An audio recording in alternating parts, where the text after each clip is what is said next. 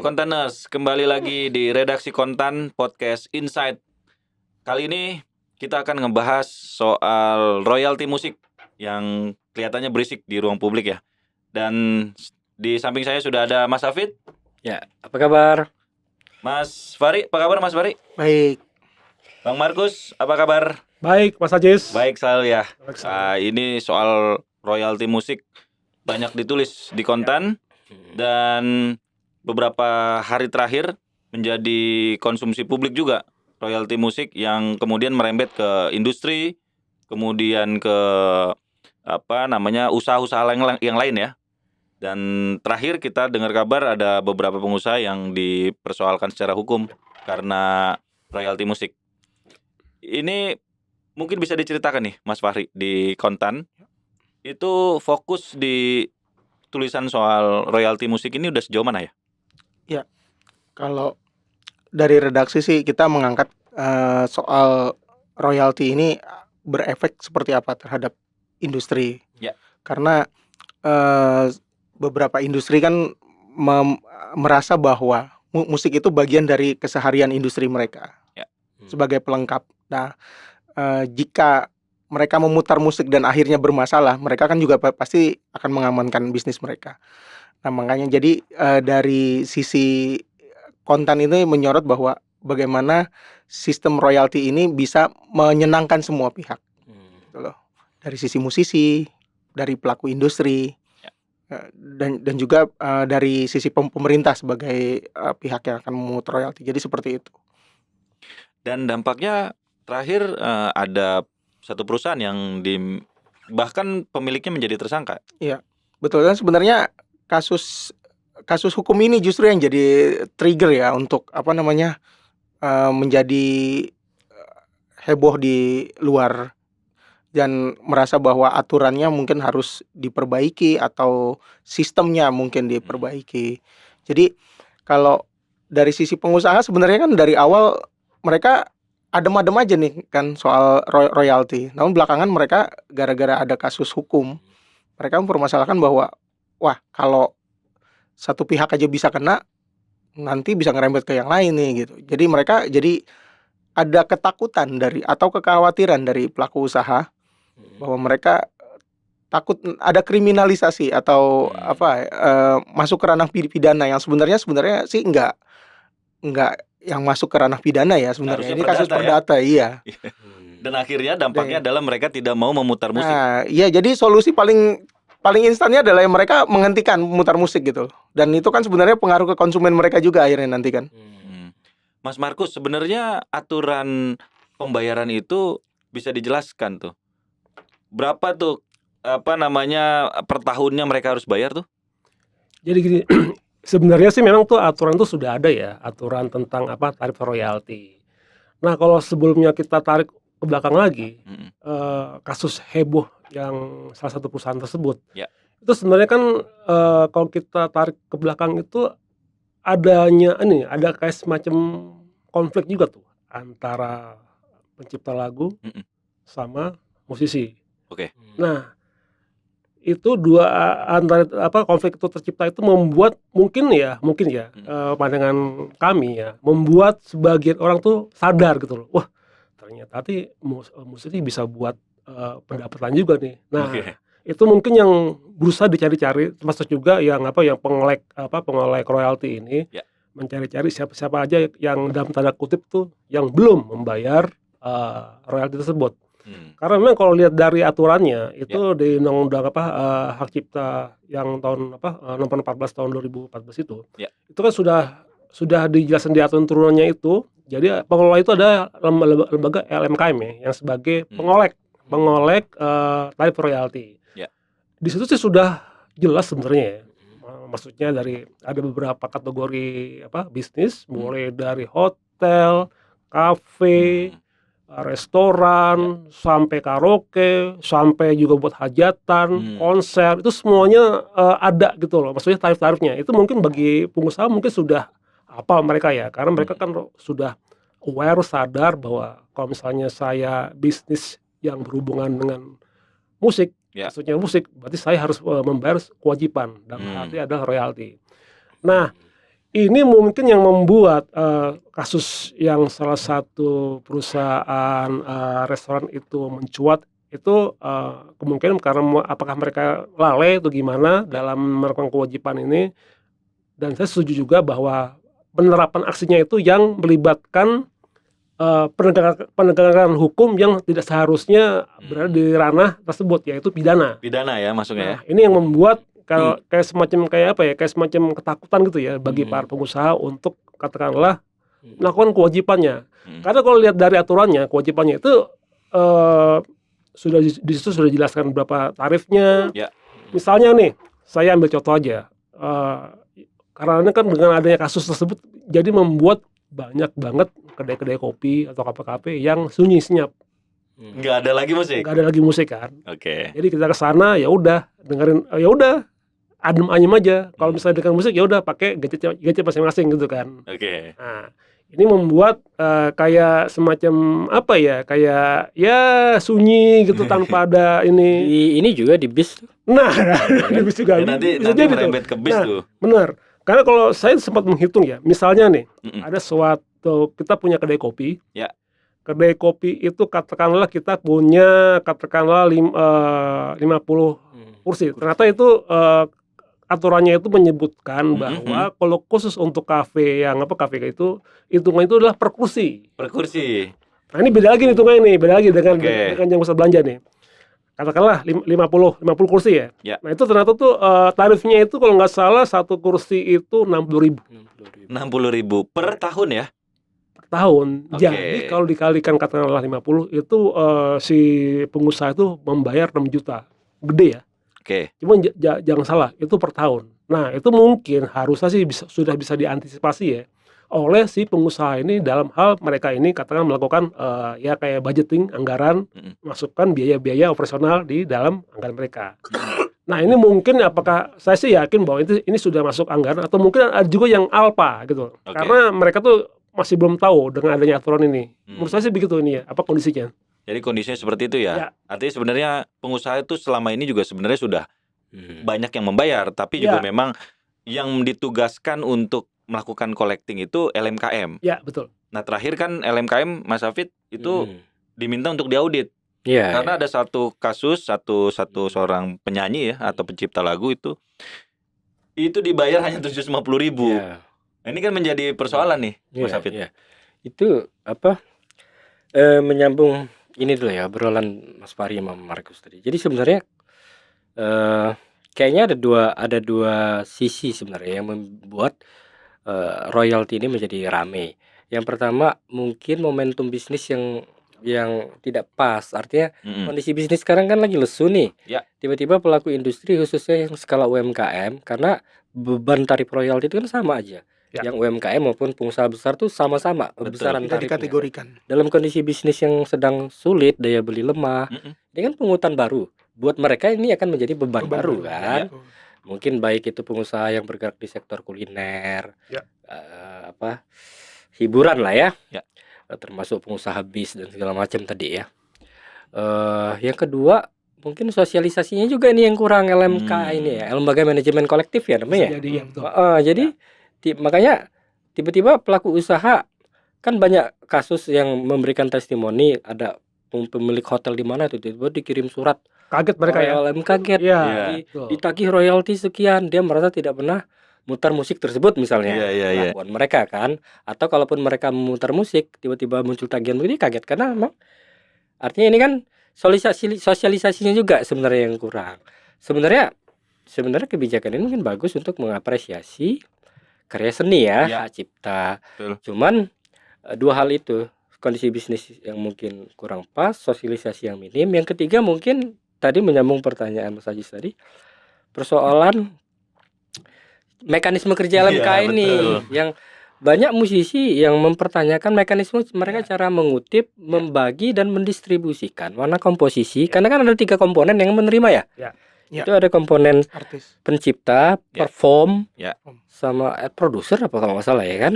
Nah, tadi siapa itu yang dapat 750.000 itu Ari Lasso ya kalau nggak salah. Lasso itu. Waduh, kecil banget gitu dia kan. Iya. Makanya banyak akhirnya Menteri Hukum juga mendesak agar dilakukan Audit. audit. Betul. Pada Nah, akhirnya kan musisi-musisi itu ada beberapa musisi yang menyatakan udah dibebasin aja mereka gitu. Ya, Oh iya, betul. Dibebasin dan itu kan sebenarnya tidak mengubah aturan yang ada. Ya. Dari pihak LMK menyatakan ya kalau artisnya membebaskan itu mereka tetap nagih karena itu tidak berlaku gitu loh. iya karena masih apa ya? Karena pihak lain masih punya hak. Hak itu Karena bukan hanya musisinya kan, itu betul. dalihnya LMK. Nah, apalagi kan musisi yang baru-baru ya. Mereka kan juga butuh promosi sebenarnya. Iya. Ya kan hal-hal yang seperti itu kan Ya. membuat dia juga ekspansi secara promosinya juga terbatas gitu. Nah, persoalan juga terkait bis. Nah, sekarang kelihatannya kita nulis ya di konten. Betul. Itu gimana tuh Mas Fahri? Ya, kemarin itu kita dari pengusaha bis ya dari IPOMI kalau nggak salah mereka sudah menginstruksikan anggotanya untuk tidak lagi menyetel musik Ah. di kendaraan mereka gitu loh untuk menghindari Sepi nih. jadi sepi gitu loh. Di samping apa namanya ya mungkin merasa penumpang-penumpangnya sudah punya gadget masing-masing ya. Jadi Iya. mereka bisa mendengarkan musik lewat alat pribadi mereka masing-masing, Iya, gawai mereka masing-masing. Tapi pertanyaannya apakah itu mengurangi penumpang mereka tuh, Mas Nah, Fahri? itu secara signifikan sih belum ya. Oke. Karena kan memang kan itu tidak terpengaruh. Tapi maksudnya kalau dari sisi itu kan bagian dari entertain dari bis-bis ini kan sekarang menawarkan kenyamanan mereka kan karena Betul. bisa bersaing dengan apa namanya kan transportasi lain. Nah, Betul. itu kan sedikit banyak memang mengurangi kenyamanan itu gitu loh. Dengan jarak tempuh yang jauh mungkin gitu. Nah, terkait soal regulasi ke depan tuh sudah ada beberapa yang ingin dilakukan kan, seperti Ya, betul. revisi undang-undang hak cipta itu ya, Mas Markus ya. Ya betul Mas Ajis. Jadi memang ini kasus yang semakin mencuat ini. Kalau saya bilang sih semakin mencuat ya.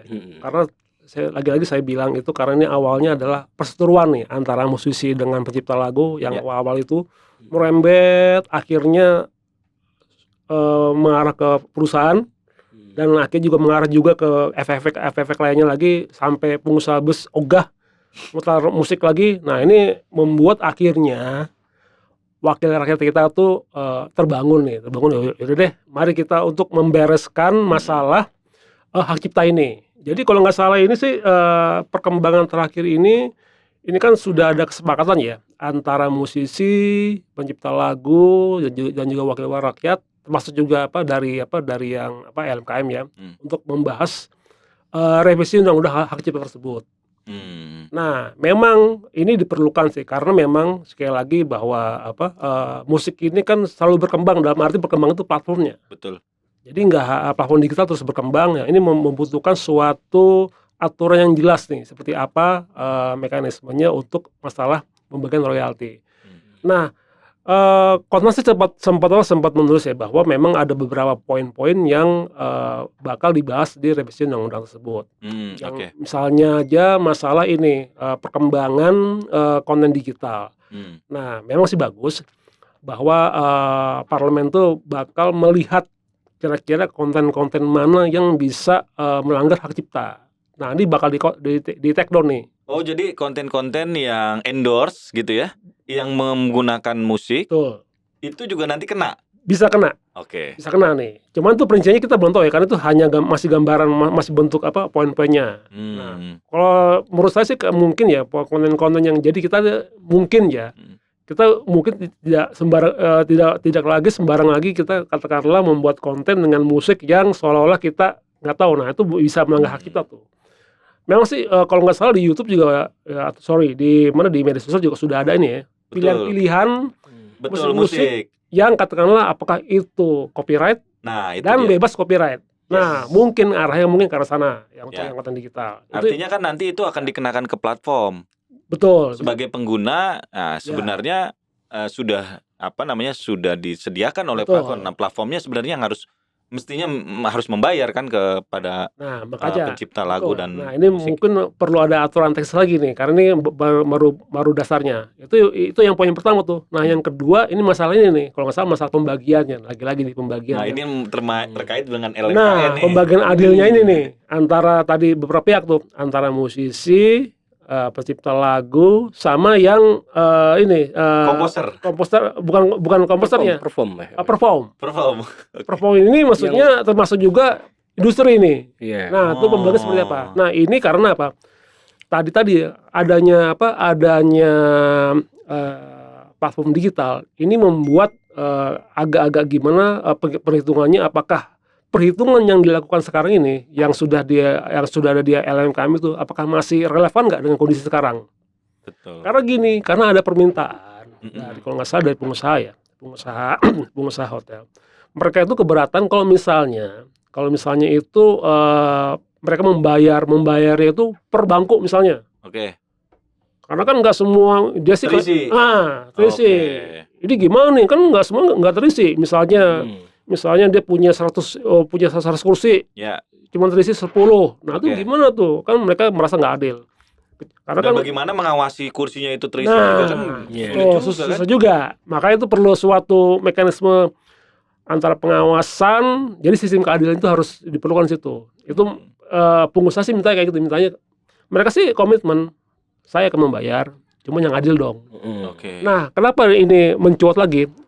Ini menyambung dari pernyataannya dari Mas Hafid, ya masalah lagi nih, masalah ekonomi kita yang masih belum Masih yang lemah ya daya lemah. beli ya. Baik-baik saja. Semuanya pada teriak gitu loh. Jadi nggak hanya musisi, juga ekonomi pengusaha juga teriak.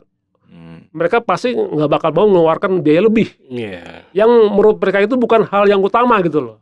Oke. Nah, ini yang sedang dibenahi di revisi Undang-Undang Hak Cipta ini. Nah, kalau nggak salah, ini sih targetnya parlemen itu bakal menuntaskan itu dalam waktu 2 bulan ke depan. Wah, ini cepet banget nih. Oh, cepet banget ya. Wah, memang kalau sudah ada tekanan memang cepet biasanya sih kayak gitu. Seperti itu sih, Iya. kira-kira sih ini perkembangannya. Iya, Mas Hafid, ada usulan juga tuh soal mengkolek dengan melakukan digitalisasi. Kalau Indra Lesmana ya, Indra Lesmana, musisi ya, itu akan lebih mudah lah. Karena kalau misalnya menyebar orang untuk mengawasi Iya. kursi per kursi itu agak sulit. Ya memang penerapan pemungutan royalti itu tantangannya itu di lapangan kan. Ya, Ya, betul. artinya bagaimana LMK ini di daerah-daerah juga ya kan mereka, tapi sekalipun itu kan nggak bisa menjamin dia bisa menjangkau seluruh Betul. kafe, resto, bar misalnya. Katakanlah kita bicara bisnis horeca misalnya, hotel, restoran, kafe yang memang bisnis-bisnis yang paling sering memutar musik misalnya kan. Iya. Tapi kan untuk mengawasi bisnis horeca di daerah-daerah misalnya dari pusat sampai daerah tidak mudah. Itu tantangan tersendiri. Bagaimana LMK bisa memiliki infrastruktur yang bisa melakukan pengawasan hingga ke daerah-daerah ya kan. Betul. Yang ketiga tadi yang seperti yang disinggung di awal tadi bahwa LMK ini kan bekerja mewakili 3 unsur ini. Dia ini kan sebenarnya bekerja berdasarkan mandat nih kan. Ya. 3 Undang-undang unsur. ya, betul. Musisi, perform dan pencipta lagu misalnya kan. Ya. Jadi dia kepanjangan tangan ini mestinya. Kan dia memungut royalti, dikumpul, dikolek, dibagi ke 3 pihak ini kan. Persoalannya kan menjadi aneh juga sekarang ketika salah satu pihak, artinya dalam hal ini kalangan musisinya, Ya. rame-rame membebaskan. Iya. Ya kan? Ya kan menjadi agak aneh ketika pihak yang diwakili oleh LMK mengatakan udah kami bebaskan aja, nggak usah bayar kepada pelaku-pelaku UMKM. Artinya kan dalam hal ini kayaknya LMK ini kehilangan legitimasi juga kalau menurut. Iya. Gitu kan? Makanya keraguan-raguan dari pelaku usaha tadi menyangkut mekanisme kerja LMK yang masih karena ini mungkin memang kayak belum siap banget sebenarnya kan. Iya. Ini memang harus dibenahi dulu gitu kan. Betul. Lembaganya Ya, ya. ini kan kayaknya LMK ini kayak lembaga baru yang nggak tahu nih lembaga baru apa lembaga lama sih sebenarnya. Harusnya sih lama nih. Lama ya. Harusnya lama nih. Karena undang-undangnya kan ini udah lama Lama. mestinya ya. Makanya, ini kayaknya sosialisasi Tapi kurang kita nih. juga kayaknya itu nih. nggak Kita bilang nggak tahu tadi, kan, kita iya. nggak tahu kan ada lembaga ini Iya, kan. karena tiba-tiba kok dia Langsung muncul ya, Rada kayak. kuruduk nih kan. Konferensi pers sana Iya, sini iya. gitu kan. Bawa ke polisi, lapor ke polisi, migacoan sekian Nah, ini. itu dia. Ini jadi heboh, ini apaan sih misalnya kan? Nah, maksudku janganlah terus masalah royalti ini Mm-mm. sebenarnya masalah royalti ini bagus menumbuhkan kesadaran publik akan pengakuan terhadap karya seni, Ya. karya intelektual misalnya kan, hak cipta itu kan penting memang. Tapi di sisi yang lain, eh, apa? Jangan sampai kemudian menimbulkan polemik baru karena penerapan yang tidak pas. Betul. Lalu pelaku usaha tidak melihat dari sisi itu tadi, Ya. hanya melihat akhirnya ini beban baru nih, Beban misalnya. baru. Ya, betul. Betul. Karena dari awal sosialisasi yang kurang, Ya. cara kerjanya juga tidak transparan, gitu kan? Nah, terkait beban baru nih Mas Fahri. Hmm. Ini kan industri kita memang lagi lemah daya beli. Kemudian juga secara ekspansi juga menahan begitu ya. Kemudian ada rame-rame soal royalti ini. Nah, ini dengan adanya yang seperti ini, mereka kan tidak lagi memutar musik di tempat bisnisnya mereka. Ya. Ini dampaknya kan pasti sudah terlihat nih, apakah makin sepi atau makin ramai? Ya, jadi sebenarnya kalau musik itu kan balik lagi ke tadi ya, untuk industri hotel mungkin musik itu sifatnya adalah pelengkap ya. Ya kan, tapi kan ya kalau ada musik mungkin lebih baik lagi gitu. Betul. Nah, cuma kalau mereka berpikir bahwa sebenarnya musik ini tidak akan mempengaruhi ini, tetap mempengaruhi adalah daya beli masyarakat sendiri kan. Nah, cuma itu balik lagi tadi ketentuan soal musik ini sebenarnya memang harus jelas. Ya. Jadi pengusaha itu mungkin ya nggak banyak pengusaha yang patuh lah mungkin lah, ya kan, untuk bayar misalnya. Kalau memang mau dikenakan royalti ya bayar mereka berapa segala macam. Ya. Tapi hitungannya juga harus konkret dan jelas gitu loh. Nah, yang satu lagi juga yang mesti di ini juga musisi kan dari industri itu minta bahwa LMKN ini transparan lah. Oh, Ya jadi kan? selama ini mereka nggak transparan ya? Dianggapnya tidak transparan. Siapa aja yang ditagih, siapa aja yang bayar kan nggak ketahuan kan gitu. Iya. Siapa aja gitu loh. Mungkin ya mereka juga harus melihat nih industri ini udah bayar nih siapa aja gitu loh dari sektor ini. Karena kan nggak semua pelaku industri kan kena ditagih untuk bayar ini kan. Ya. Royalti kan, Royalti. hanya yang mutar musik Itu kan. kan si LMK itu kan kayaknya main transfer aja, Jis. Nah, Itu ini misalnya dia. untuk main transfer ke si musisinya, ya kan, sekian. Itu kan harus ada pemberitahuan, Anda mendapat berapa dalam setahun. Kan harusnya begitu. Terus kemudian juga yang dia kolek seluruh Indonesia, itu kan juga harus dikasih tahu berapa nilainya kan. Iya. Nah, selama Iya ini nih. nggak ada. Betul. Itu makanya itu juga salah satu yang dianggap oleh pelaku usaha itu sebagai ketidakjelasan dari manajemen pengelolaan dana kolektif ini seperti apa gitu. Menarik nih. Jadi menurut ini LMKM ini kan kayak semacam dia tuh kayak kalau misalnya di bidang kesehatan tuh ada BPJS kesehatan ya. Oke. Terus di ketenagakerjaan ada BPJS ketenagakerjaan. Ya. Nah, cuman kita itu kan percaya dengan lembaga mereka. Karena apa? Mereka secara rutin mengeluarkan yang namanya laporan keuangan. Laporan keuangan. Publik. Kalau ini nggak ada. Nah, sejauh ini kita belum menemukan ya. Cuman saya sih cek di ini ya, berapa sih pembayaran royalti mereka. Memang sih lumayan naik ya. Nih, kalau misalnya Itu data dari mana Mas Markus? dari LMKM, langsung Jadi dia udah sudah mempublish ya. mendeklar ya. Misalnya pada saat pandemi, ya kita tahu ya, pandemi itu kan pada saat semua terpuruk. Oke. Itu tetap si LMKM ini membayarkan royalti ke para musisi ya. Itu di tahun 2021 itu sekitar totalnya Ya. 19 miliar. 19 miliar. 19 miliar ya. Oke. Tahun 2022 langsung naik nih menjadi 35 miliar. 35 miliar. Oke. 2023 naik lagi menjadi 55 miliar. 55 miliar. Oke. Tahun lalu melesat lagi menjadi 77 miliar. Nah, 77 miliar. Itu setoran royalti LMKM ke betul. Total Total. yang mereka kumpulkan. yang mereka Kumpulkan yang mereka kemudian bayarkan. didistribusikan. Yang mereka bayarkan. Nah, pertanyaannya kan adalah berapa sih total royalti mereka kumpulkan? Nah, ini yang belum terjawab. Ini adalah royalti yang mereka berikan ke. Ini juga agak aneh ya. Nah. Kalau tiap tahun berubah, berarti kan ini jangkauan mengkoleknya. Wah, itu perlu. Itu kan artinya Perlu di effort. tahun 2021 katakanlah di wilayah tersebut. Jadi nggak seperti nasional. Harusnya kan dia stagnan Itu. dong Iya. angkanya kan. Ya. Iya. Cuma saya gini, menurut saya karena ini kan udah sistem digitalisasi ya. Ya. Nah, memang harusnya sih sudah ada kayak kita bayar iuran aja sih sudah Betul. terkonek gitu kan. Iya. Nah, kayak sih sudah ada tuh sistem kayak gitu. Cuman kita aja yang perlu lebih jelas lagi dari LMKM ini soal gimana sih cara mereka mengkoleknya, terus tiba-tiba cara mereka langsung mentransfernya. Nah, Nah, itu belum jelas tuh. Karena ini kan bukan berdasarkan kesadaran pelaku usaha untuk membayar kan, melaporkan. Hitungannya kan bukan pajak ini kan. Iya. Kalau pajak kan ada istilah itu Ada. kan, Ya. self provide kan. Self declare ya. Iya. Kalau di royalti Kalau ini kan enggak kan? enggak.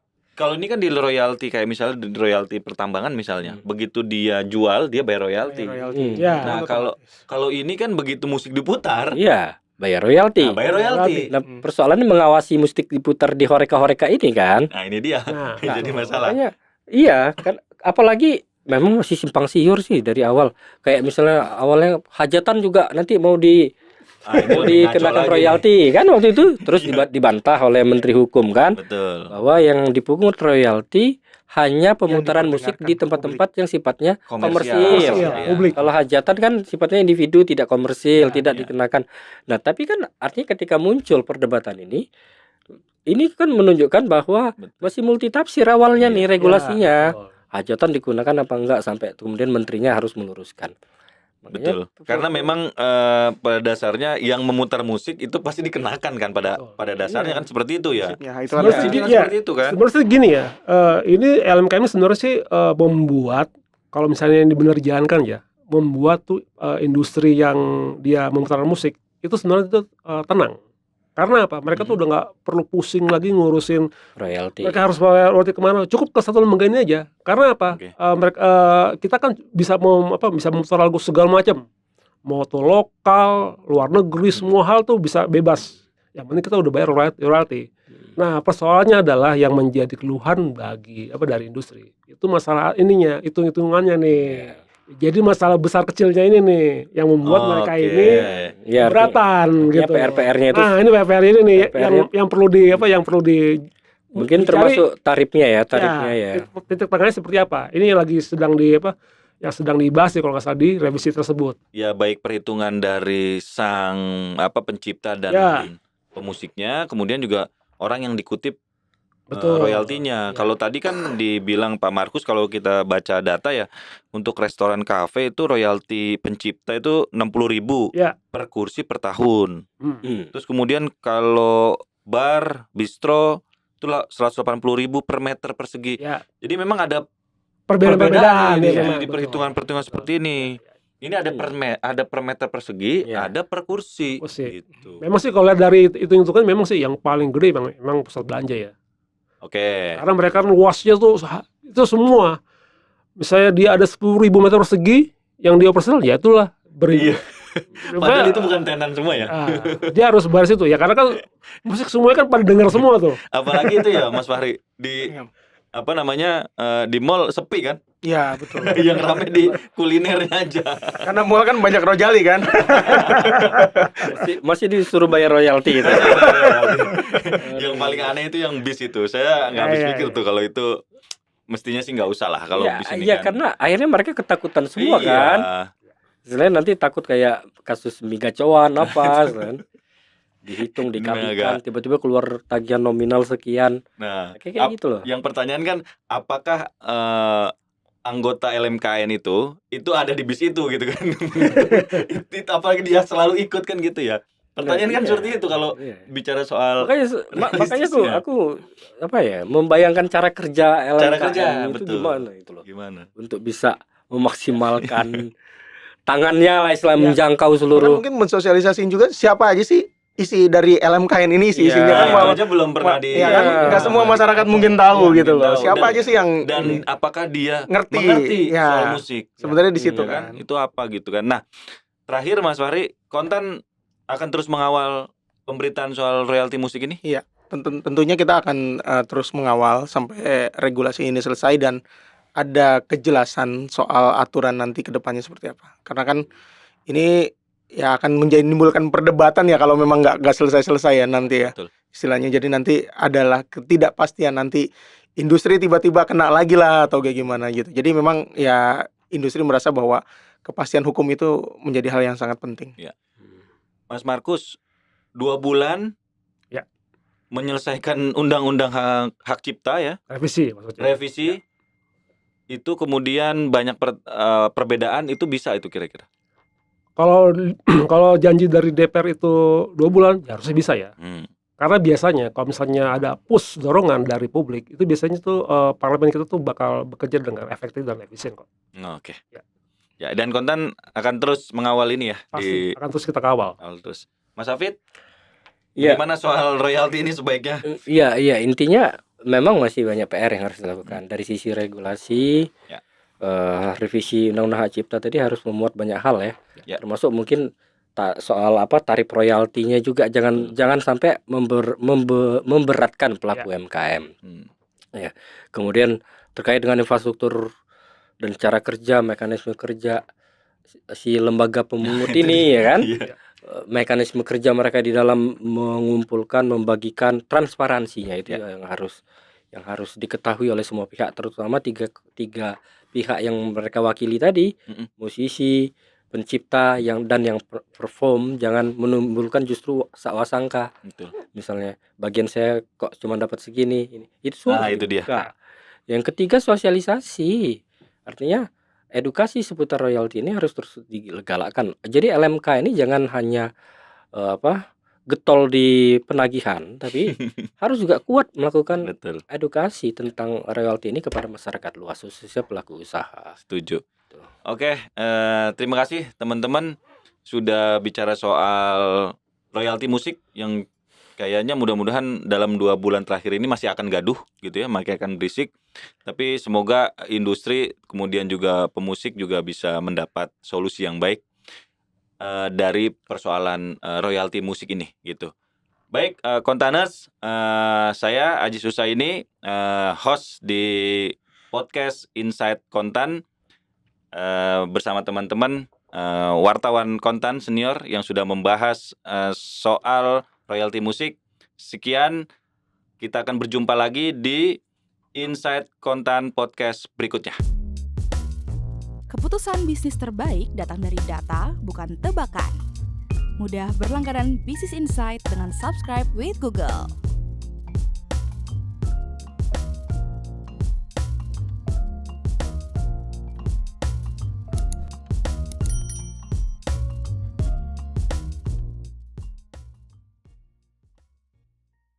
Download aplikasi Kontan sekarang di App Store atau Play Store.